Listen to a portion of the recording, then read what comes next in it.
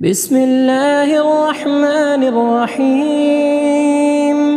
يا أيها الذين آمنوا استعينوا بالصبر والصلاة إن الله مع الصابرين.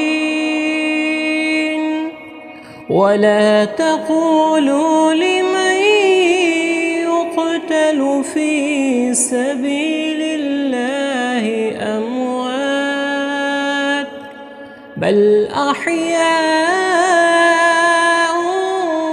ولكن لا تشعرون.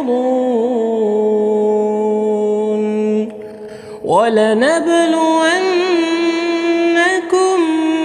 بشيء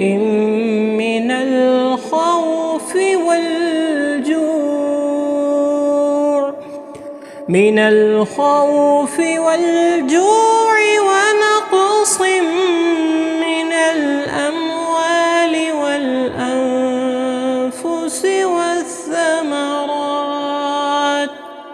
وبشر الصابرين الذين إذا